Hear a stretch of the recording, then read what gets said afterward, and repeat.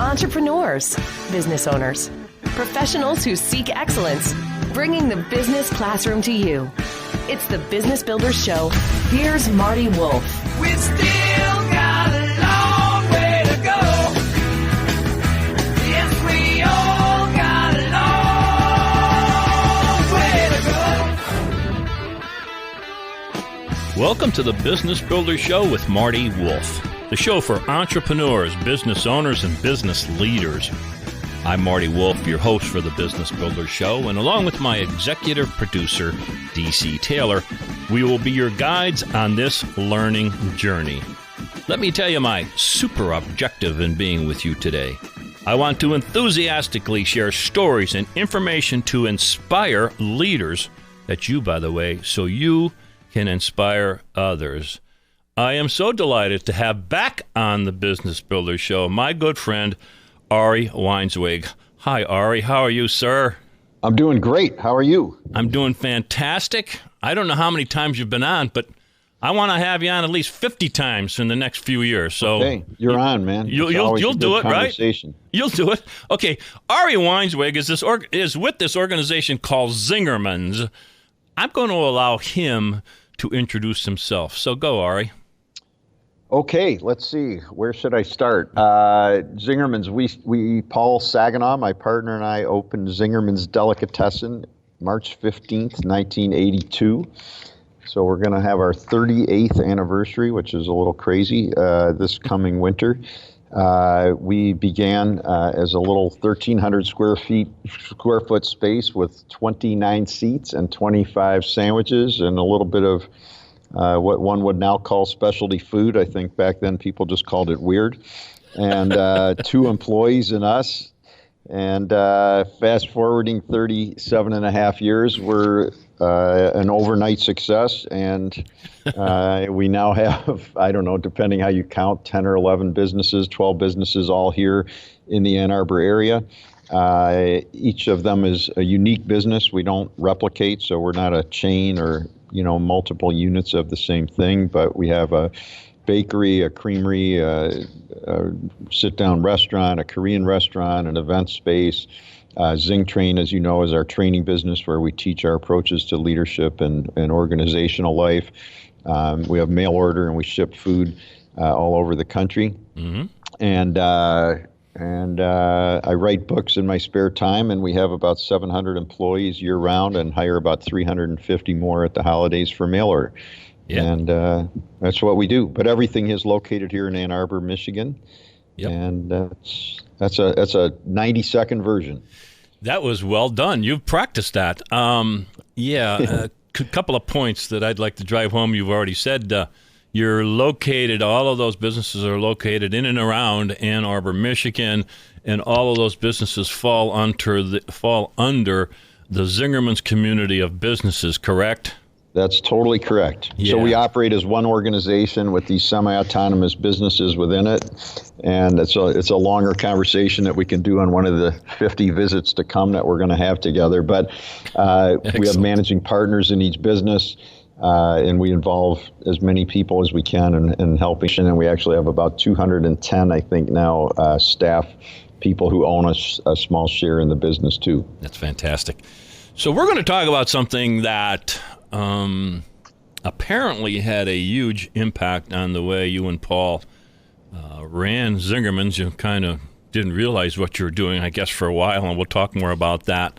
Mm-hmm. But you wrote a pamphlet. The title of this is Going into Business with Emma Goldman, 18 Anarchist Lessons for Business and Life on the 150th anniversary of her birth. Let me say the title again. Going into Business with Emma Goldman. Okay, Ari, who's Emma Goldman? Set us up. Well, this, and in a good way, I think this could be the first time Emma Goldman was the main subject of a business radio show. That's true. But you and I both like that. Yeah. So Emma Goldman, she, as a lead-in, as you know, J. Edgar Hoover, about 100 and something years ago, called her the most dangerous woman in America. She was an anarchist. Well, I'm sure you're going to ask me probably about that. I studied the anarchists when I was in school here at University of Michigan. Sure. Studying Russian history as a broad theme, but a lot about the anarchists. And we have the largest anarchist collection in the country is here in the Graduate Library on the 7th and 8th floor. It's called the Labadie Collection. And, as a whatever I was, 19-year-old, I used to go up there and study, and I was drawn to a lot of what I was reading for any number of reasons having to do with free thinking and helping people be themselves and, getting out of authoritarian models and more into free, collaborative models, et cetera, et cetera. Anyway, she was probably the best known of anarchist thinkers, speakers, whatever, in the late 19th and early 20th or first half of the 20th century. She was sort of slightly tongue-in-cheek called the Queen of the Anarchists, since there, of course, is no queen in anarchism, but it was a catchy title. She came from Lithuania in 18... Let's think. As he searches the pamphlet looking for the exact date. That's exactly what I'm doing. I just looked at it before we got on here, but I already spaced it out. Okay. Anyway, she was born 1865, I think, or 1869, and she came here in 1885 when she was 16. She was born in Lithuania, came to the United States to get away really from her family and sort of what she called the stultifying environment in Lithuania in her community there. And she quickly became engaged with anarchist thinking here in the United States. And by the time she was in her late teens and early 20s, she was already speaking to audiences of thousands of people.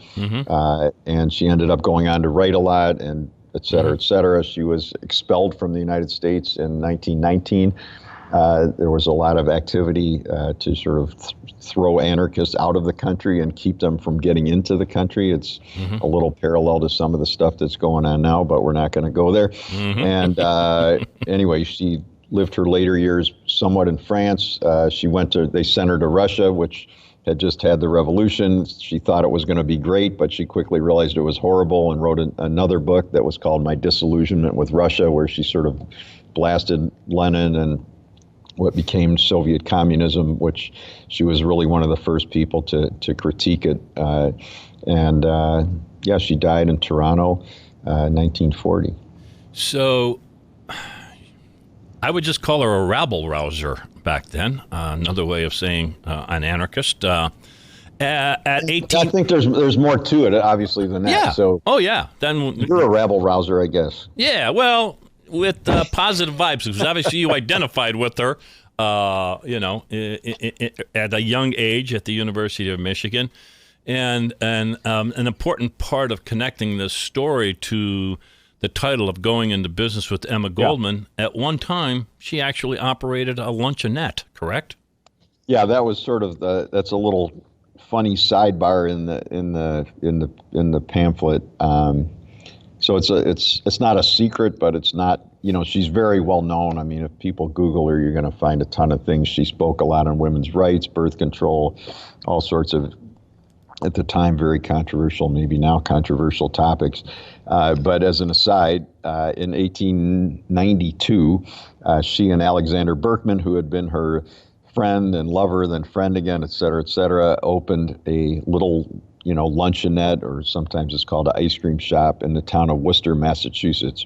And so it only lasted a little while, but it actually, having done a little homework on it and come across some stuff, turned out to be quite successful. And but they only kept it for about 3 months, and then some political stuff happened that they decided to close it up and go back to New York City. And that's kind of where the whole movement, if you will, where she was challenging some societal thinking and norms, and that's kind of where that started. So in 1982, I think you said you and Paul started Zingerman's, and you were running that for quite some time, I guess, and then you had a reason to go back and study Emma a little closer, right?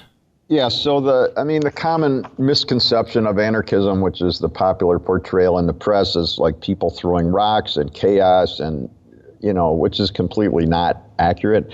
Have there been people who call themselves anarchists that threw rocks? Yes, but there are also Jews, Catholics, Muslims, business people, whatever, who've done violent things. So I think classifying the entire philosophy based on the acts of a few people is not super helpful. Let's see, when I graduated from Michigan with my history degree, of course, there's nothing you can do with a history degree, and I mostly just knew I didn't want to go home to Chicago where I'd grown up. In order to do that, I needed a job, and without getting into a lot of detail, I ended up taking a job as a dishwasher in a local restaurant where one of my roommates was waiting tables. And so I really just, I had no intent to go into business or no particular interest in food. I just needed a job, but I stumbled into work that I really love. And I've come to love food and cooking, and that's really my day-to-day passion. And then also great people. So Paul Saginaw, my partner, who you mentioned earlier on, was the general manager at that restaurant. Frank Carollo, one of the partners in our bakery, was a line cook. And Maggie Bayless, one of the partners in Zing Train, our training business, was a cocktail waitress. So anyway, I started working in food, and I started prepping and line cooking, and then I started to manage kitchens. And when I first stepped into a management role, I kind of tried to apply a lot of my anarchist studies about, believing in people and letting people organize themselves, and sort of tried leaving them mostly alone to do the right thing, which didn't work at all. And and so I then started to read a lot of leadership books, all the ones you also have read, Peter Drucker and all kinds of things like that, and started to, try to develop my skills as a leader. And for years, I would sort of jokingly, when I would do introductions, when I would speak at business conferences or whatever, say I was a lapsed anarchist because I still believed in it, but I had stopped practicing. And, people would chuckle, but most of them just are scared of the word anarchism. So that was the end of the conversation. Anyway, about 10 or 11 years, 12 years ago, maybe, Deborah Dash Moore, who was then the head of the Jewish Studies department at the university here, asked me if I would come speak to the department. And the year before that, I had written a long, 10,000 word essay on the history of Jewish rye bread, which she liked. And she knew I had studied the anarchists, so she wanted to call the talk like Anarchism on Rye or Rye Bread and Anarchism or something like that. And, I thought, oh, that's cute. We'll on we go. And when I got to 2 months out from the talk, I thought, wow, at business conferences, nobody knows who the anarchists are, so it doesn't matter if I remember a lot. But I thought at Jewish Studies, this is all these professors who know more than I knew. I better get my books out or I'm going to look like a total idiot. Right. So I went back and I pulled out my old books and I started to reread some of it, and it blew my mind. For two reasons. One, you sort of alluded to before, which is that I realized unwittingly or unconsciously we had actually implemented a lot of the theory and beliefs that I had studied, and I hadn't done it consciously trying to do that, but it was sort of how we had evolved the organization. And then even more importantly, it blew my mind because I realized that so much of what now you and I would call progressive business, things like what you would hear from your friend and mine, Sean Eskenazi, when you interview him, and so many other people that you have on the show, it's very parallel to what a lot of what the anarchists were thinking back in the early century. And she was really one of the leads of that. And the pamphlet really is going back to her work and pulling out themes that, not everything she said was on the money, but a lot of it was very, I think, applicable. And I reference a piece from the St. Louis Mirror from, what back in her own era where the writer said she was 8,000 years ahead of her time. It was actually a very complimentary article, even though she was generally super controversial. And in the pamphlet, I said, well, I love the spirit of what he was saying, but I think he was off by 7,900 years. Right.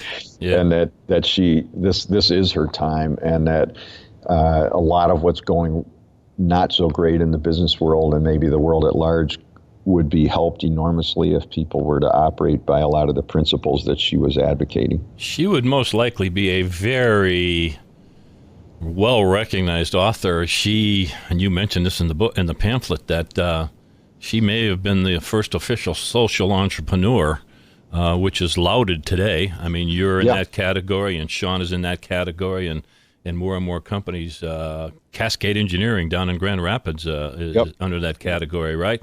So the things that she talked about 100 years or so, or 125, whatever, years ago, might be looked at as innovative and progressive, not would be looked at as innovative and, very, very positive ways to treat people and to run organizations. So inspired by that, you wrote the pamphlet, Going into Business with Emma Goldman, and you came up with the 18 Anarchist Lessons for Business and Life. Yep. We can't cover them all, but would you like to start someplace, or should I point out one or two? I'd be glad to. Let's start with number one. Why not? There you go. Start with number one. So, number one, I'll just read it to you. It says, design work that brings joy, purpose, and creative passion. So I think you just had Rich Sheridan on the show. I did. From Menlo. I actually just saw him at Zingerman's Roadhouse 2 nights ago. Okay. He was in there for dinner. And his book, Joy, Inc., and then his follow-up book, also about joy and how they work to build that into Menlo, is a fabulous book, and he's a great guy. And here's something she wrote in 1910. She wrote, the lack of joy and purpose in work turns life into a veil of misery and tears. So I love Rich, but she was saying the same thing, a century before. Yeah. And in the same category, I'm going to read a slightly longer quote, which is really the one that clicked in my mind to make me say, wow, this is what we're already trying to do. And this is what progressive business in theory is supposed to be trying to do. And this is what she was writing about in 1910, and we're in 2010 at the time. So she said she was writing about anarchism, but I took it to mean about the way we work. She said, our goal is the freest possible expression of all the latent powers of the individual, which is only possible in a state of society where man is free to choose the mode of work, the conditions of work, and the freedom to work. One to whom the making of a table, the building of a house, or the tilling of the soil is what the painting is to the artist and the discovery to the scientist, the result of inspiration, of intense longing, and deep interest in work as a creative force. Good stuff.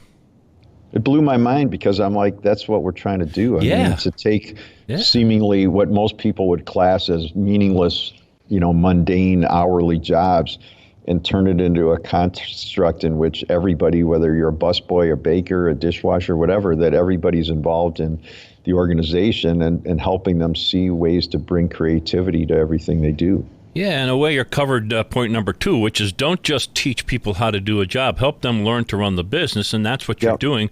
I'm going to jump over to number 3, if you're okay, Ari. Okay, absolutely. Build an organization that helps people be themselves. Build an organization that helps people be themselves. Go deeper on that one for me.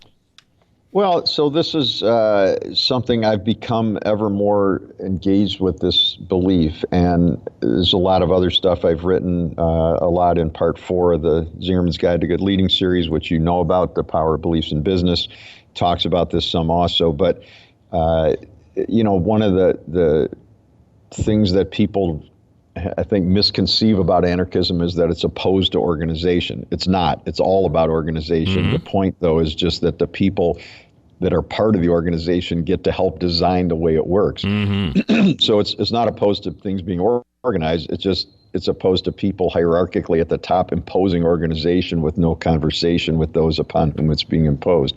So I think a big piece of that is that you're helping people to be themselves in their own creative way. And interestingly, so I said Rich Sheridan was at the Roadhouse. He was there with a group of like 20 people who had come to Menlo from another, I think, auto industry company to learn about Menlo's approaches, and they brought him to the Roadhouse for dinner. So one of the things I'll often do when they're asking, he asked me if I would say a few words to the group, which I did, and then I often just turn to whoever's waiting on the tables and say, here, ask these guys, what do you think? And Kayla Donnelly was working, and she told a great story about her experiences and why she likes being part of our organization. And then Michael Smith was working, and I turned to him, and he kind of hesitated for a minute, and I could tell, okay, he feels caught on the spot. But then within 30 seconds, he just started talking about how important it is that everybody who's in the organization is encouraged to be themselves, and that when you feel grounded within yourself, you're going to do really good work and you're going to make better decisions. And I love that. The industrial model, which is what the anarchists were reacting to back in the day, right, is really about dehumanization and essentially treating people like interchangeable machine parts. And anarchism was the opposite, which is honor everybody as a unique, intelligent human being. And I think our job and what she was trying to say is, how do you get that out of people in creative ways? And you're working on that. I should have said earlier, but I'll say it now. My guest is Ari Weinzweig. He is with Zingerman's. The best websites, there's 2 or 3 that you may want to mention, Ari. Tell me which ones you want to mention. Yeah, well, for the books and for this pamphlet, we're kind of off the grid, so we do all our own design and we print everything here in Ann Arbor. Zingtrain.com, which is our training business, is the best place to go for those. Zingermans.com is if people want to order food to eat while they're reading, is where we ship food all over the country. And then on any of the websites, there's a big Z in the upper right-hand corner, and if people click on that, it'll bring up all the other, whatever we got, 18 different websites. Yeah. It's, I don't know how many years. It's years already that we know each other. I'm continually amazed every time I hear the story. Again, it continues to amaze me. I don't want to go back to where we started, but you built everything in and around Ann Arbor, Michigan. You had all these opportunities to go outside and to investment and blah, blah, blah. And I don't want to dwell on that, but it's part of the reason why you run your business and businesses the way that you do. So let's go back to, I'm going to say the pamphlet again, that you can get through zingtrain.com as Going Into Business with Emma Goldman. You can get that on zingtrain.com. So let me see here. You want to pick one of the 18? I have one in my mind, but what do you got? Go. Well, I'm into the visioning process in a huge way. So let's talk about number 6. Share an inspiring vision of the future. Yeah. So you already know, I mean, I've written way more in other publications than in this one about visioning, but just in the context of bringing Emma Goldman's beliefs and the things she worked for out into the business context. So she wrote, 100 and something years ago, when we can't dream any longer, we die. Now, clearly it doesn't mean we physically fall over, but, she understood that people without a vision that's inspiring, and a hopeful future in front of them, that they're spiritually going to die. And that when this is progressive business. If people don't believe in the future that they're working towards, they don't do great work. And so all the studies that you and I have seen about disengagement, of which there's a new one every year, and none of us get it perfect, but when there is a vision of the future that people know what it is and they feel inspired by it and they want to be part of it, clearly the work they do is going to be drastically, radically better. I mean, there's just no way around it. And she understood that in a meaningful way, long before you and I were born. Isn't it amazing? As I read the pamphlet, I've read it twice, and as you're speaking, I'm thinking, isn't it amazing, the things that she was talking about 100, 150, well, she was born 150 years ago, how it so much applies today, and the work that you're sharing is just so appropriate for our times. Well, I guess connected to the visioning is number 7, tap the powerful nature of purpose. Yeah. Let's go a little deeper on that. Clearly, you and I know, I mean, one of the hot topics, in a good way in the business world right now, Simon Sinek's book, Start With Why, Vic Strecker, who lives here in Ann Arbor, who's great, in his book, Life on Purpose. I mean, everybody's talking about we need to get at the why. And, she, again, understood this instinctively. She wasn't studying progressive business. There really wasn't much progressive business at the time. But she wrote, the rejuvenation of mankind needs the inspiration and energizing force of an ideal, which is, in essence, getting at purpose. And, again, they were reacting to the settings right at that time, which was, the worst of factory work, where people were just, used and abused and, there were tools put to work for countless hours with terrible working conditions and, completely there was nobody shared a vision. They didn't have open book management. The leaders didn't really, I don't mean they were all terrible people, but it was not a common theme in management to be concerned about the health and emotional well-being of the people you employed. You didn't want them to fall over because whatever, but people were pretty much interchangeable. And she understood that people need to believe in what they're doing and to care about the future they're going after in order to really go out and do great work. Yeah. I got to be careful what I say, 'cause sometimes I editorialize too much. I'm going to skip what I was thinking. So, Okay. Yeah, I'm going to skip that. I don't want to. You're the guest. I'm going to let you skip it. It's going to be your story. I'm going to jump over to number 13. Okay. Honor the power of beliefs in business. And you wrote a Yep. pamphlet, and you write extensively about the beliefs, the power of beliefs in business. Let's go deeper on that one, Ari. Sure. So she said, again, 100 years ago, she wrote, "Our institutions and conditions rest upon deep-seated ideas," what you and I would now call beliefs. She said to change those conditions and at the same time leave the underlying ideas and values intact means only a superficial transformation, one that cannot be permanent or bring real betterment. It is a change of form only, not of substance. So in essence, what she was saying, which is what I wrote a whole book about, is we can claim to change what we're going to do, but if we don't actually change what we believe, in the long run, it won't work. Yeah. So, this is going on a lot with, let's say diversity programs around the country, which I'm all for and believe in. The healthiest ecosystems in nature are the most diverse. It's certainly true in organizations too. You mentioned the folks in Grand Rapids who are doing such great work in that field. But anyway, if we all know, I mean, you can send people to a class and tell them why diversity is a good idea, but if they don't truly believe in it, in the long run, they'll never do the work that is required. And so she understood that you could change the mission statement, you could change what you claim to do in your handbook, but if the leaders don't have the beliefs that support that or are congruent with that, the real work won't actually happen on the ground.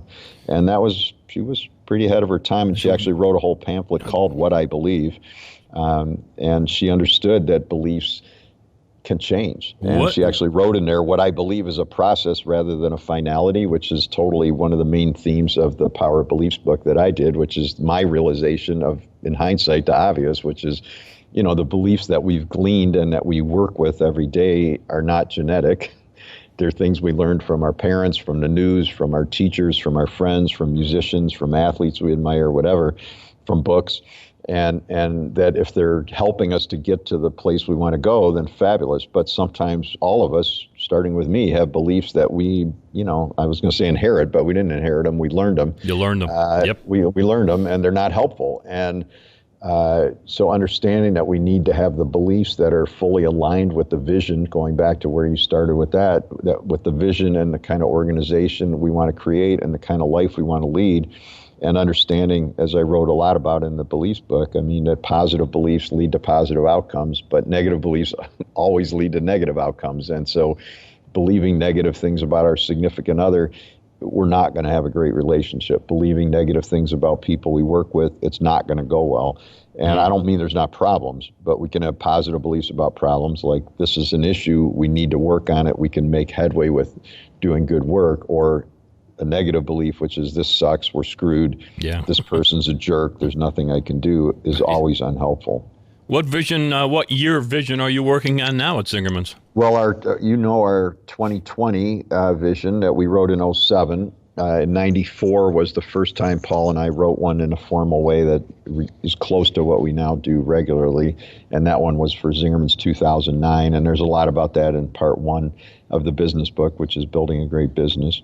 In 2007, we wrote the 2020, and now we're working on 2032, which will be our 50th anniversary when we get there. Yeah. Wow. Well, we could go on for hours, but we need to wrap up.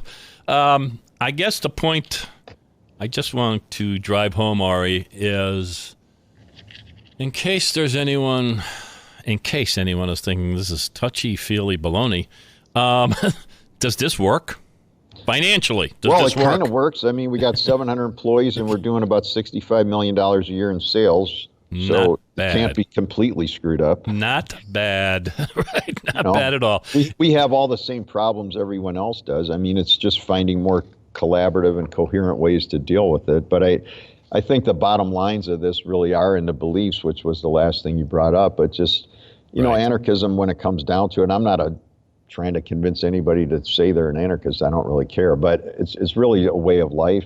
Gustav Landauer, who was another guy I learned a lot from, who was a German guy, German-Jewish guy in the early 19th century, kicked to death, but he was a pacifist, but kicked to death by the German army in 1919. But he said, we have no political beliefs, we have beliefs against politics, which is not what people generally think. They think it's all about politics, but he pointed out is that it's really a way of life, and it's really about how I treat you, how I treat myself, how I treat the newest employee that we have, how I treat somebody we just fired, how I treat our competitors, and that if we're all choose to have positive beliefs in human beings, and that if we all choose kindness, generosity, and care in our interactions, and that if we choose to work with humility and dignity and compassion in everything we do, I think the world would probably be better.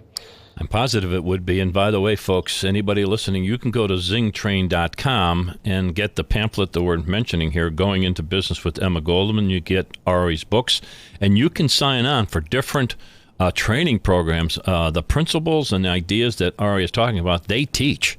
All of it at zingtrain.com. You can take yourself for your company or send a select few, whatever, to us. They have several courses across the board of everything that Ari is talking about. You can subscribe to or join or participate in at zingtrain.com.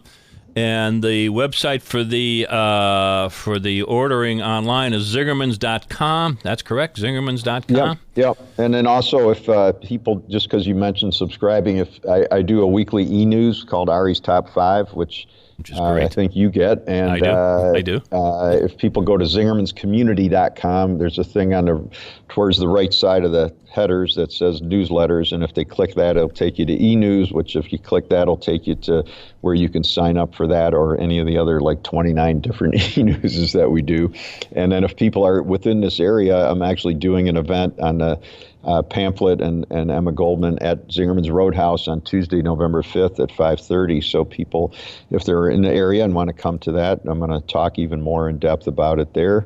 And my own email is just ari@zingermans.com. So if people that are listening have questions or follow-up or whatever, please reach out, and I'd be honored to be in dialogue. Ari, it's always a pleasure. You know I love you. I love your work, and so thank you so much for taking time to be with me. Back at you, sir. Have a wonderful day, and I look forward to the next session that we do. Of the 50. Take care of yourself, man. Bye-bye. Take care. Thank you so much for listening to the Business Builders Show. To learn more about me, and I'm Marty Wolf, go to MartyWolfBusinessSolutions.com. That's MartyWolfBusinessSolutions.com. To learn more about Kelly Hoey, go to her website, which is jkellyhoey.co. That's jkellyhoey.co. And of course, you can find Kelly and Marty on LinkedIn and Twitter. A reminder, you can find all our Business Builders shows on iTunes, Spotify, and on your favorite podcast app. Bringing the business classroom to you. It's the Business Builders Show with Marty Wolf.